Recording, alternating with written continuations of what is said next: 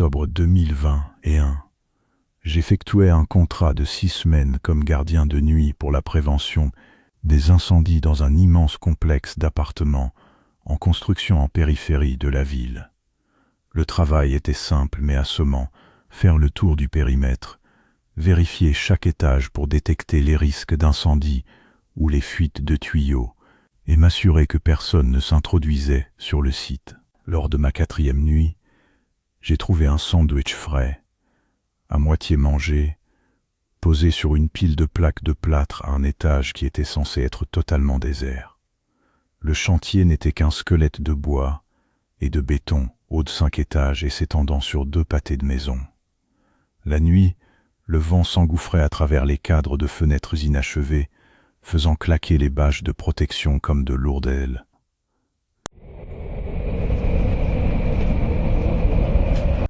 Il n'y avait que moi, ma lampe torche et un talkie-walkie robuste, reliés à une station de base dans la petite cabane de sécurité à l'entrée.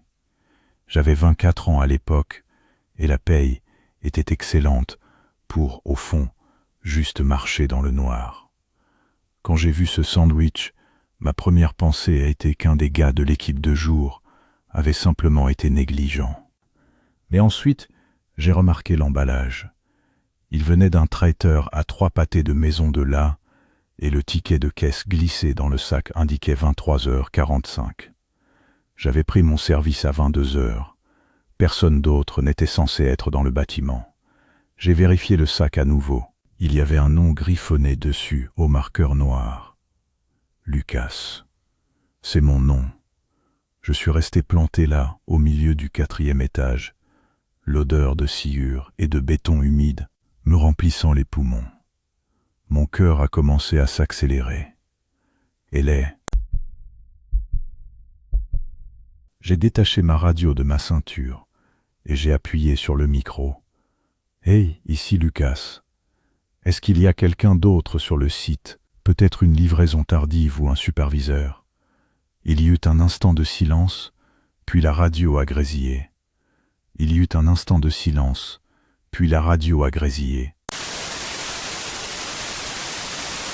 Négatif, Lucas. Tu es le seul sur le registre ce soir. Tout va bien? J'ai regardé le sandwich à nouveau. Ouais, ça va. J'ai juste cru entendre quelque chose. Je ne lui ai pas parlé du sandwich. Je ne voulais pas passer pour un fou dès ma première semaine.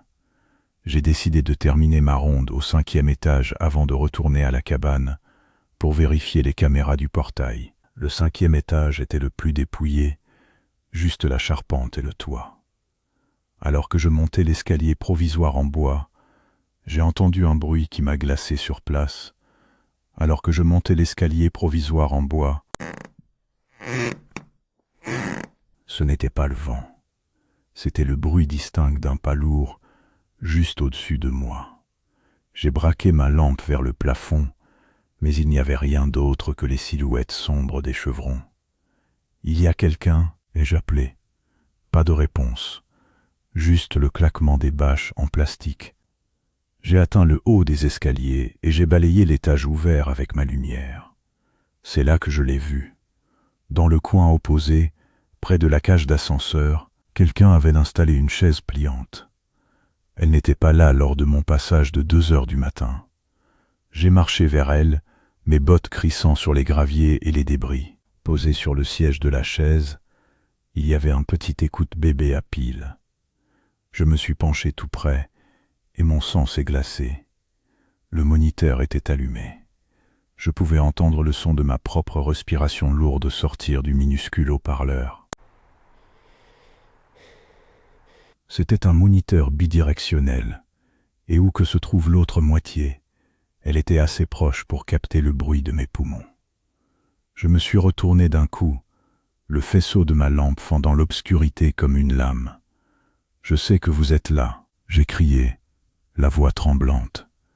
J'ai déjà appelé la police. C'était un mensonge, mais j'avais besoin d'un avantage. Soudain, mon talkie-walkie a bipé.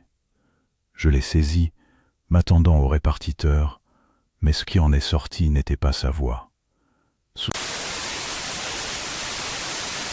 C'était un enregistrement.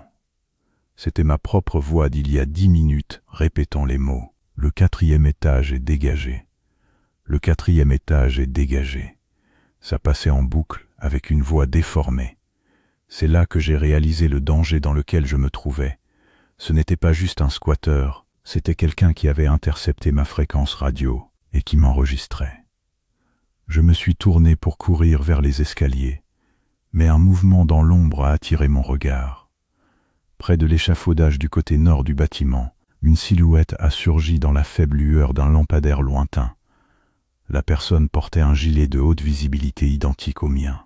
Elle avait la même carrure, la même taille, et elle tenait une lampe torche exactement comme la mienne.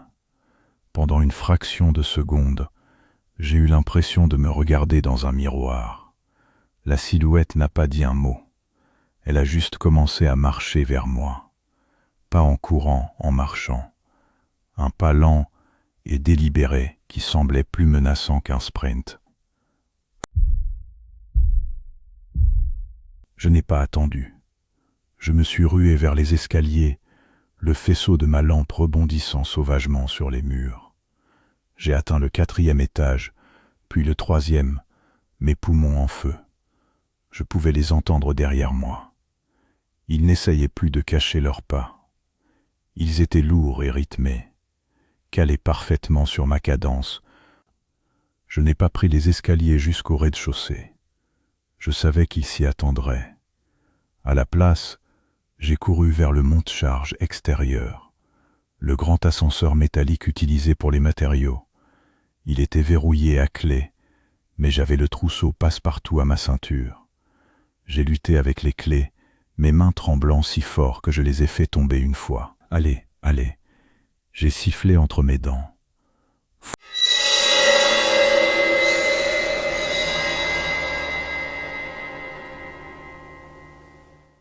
J'ai trouvé la clé, je l'ai enfoncée dans le boîtier de commande et la grille métallique a coulissé. J'ai sauté à l'intérieur et j'ai refermé la grille brusquement juste au moment où une main passait à travers le grillage.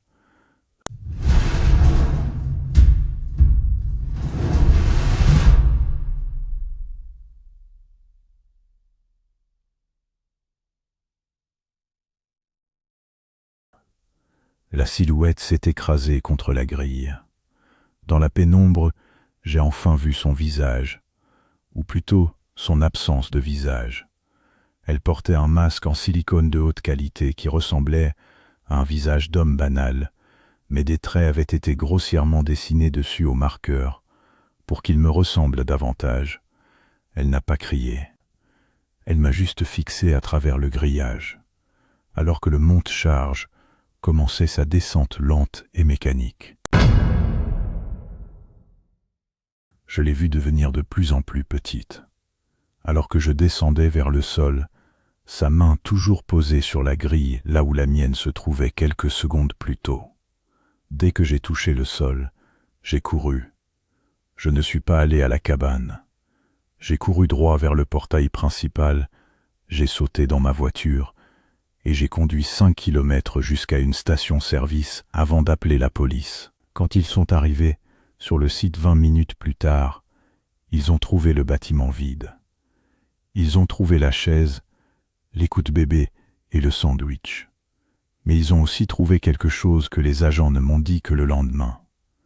À l'intérieur de la petite cabane de sécurité, le répartiteur avait été retrouvé inconscient. Il avait été frappé à l'arrière du crâne.